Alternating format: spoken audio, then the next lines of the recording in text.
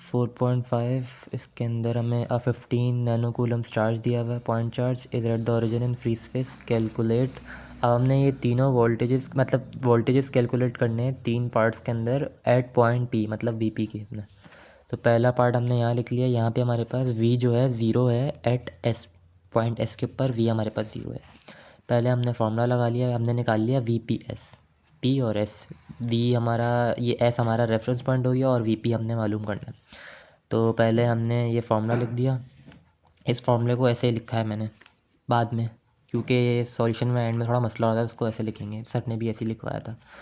उसके बाद हमने आर पी निकाल लिया डिस्टेंस, इसके वाले ये वाले कोऑर्डिनेट्स पुट करके, और आर एस निकाल लिया ये वाले पुट करके, ठीक है। इन दोनों को निकाल लिया, इन दोनों को फॉर्मूला में पुट कर दिया, इसको सॉल्व करा, यहाँ पे मैंने यहाँ करा हुआ इसको सेट पे सॉल्व, इसको सॉल्व करा ये आ गया, इनको सॉल्व करा ये 2 आ गए, मल्टीप्लाई करा हमारे पास वी पी एस आ गया 20.6। उसके बाद वी पी एस बराबर होता है V P minus V S के, उसके अंदर, और वी एस हमारे पास जो है, मतलब कि वी जो है रेफरेंस पॉइंट एस के ऊपर हमारे पास 0 है, उन्होंने बताया हुआ है।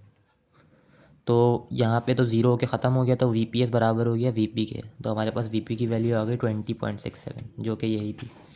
अब पार्ट बी में वो कह रहा है वी जो है 0 वोल्ट है एट इन्फिनिटी। अब हमने फार्मूला वही लगाया, अब ये वाला हमारे पास रेफरेंस पॉइंट था ना, लेकिन अब रेफरेंस पॉइंट यहाँ पे इन्फिनिटी है, तो इन्फिनिटी मतलब 0 हटा दिया, यहाँ से हट गया ये इन्फिनिटी, तो हमारे पास सिर्फ ये बच गया। तो फिर हम सिर्फ इसको सॉल्व करेंगे, इसको हमने सॉल्व किया और हमारे पास आ गया वीपी की वैल्यू 36.0 वोल्ट्स।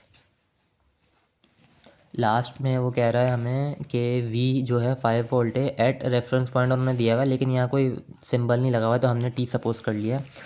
तो हमने यहाँ पे वही फार्मूला लगाया 1/RP माइनस 1/RT। फिर हमने RP का डिस्टेंस निकाल लिया, पिछले उसमें √14 था वो लिख दिया, और इसका भी निकाल लिया इन 3 कोऑर्डिनेट से, तो इसका आया √20। इसको सॉल्व किया हमने, तो हमारे पास VPT आ गया 5.85।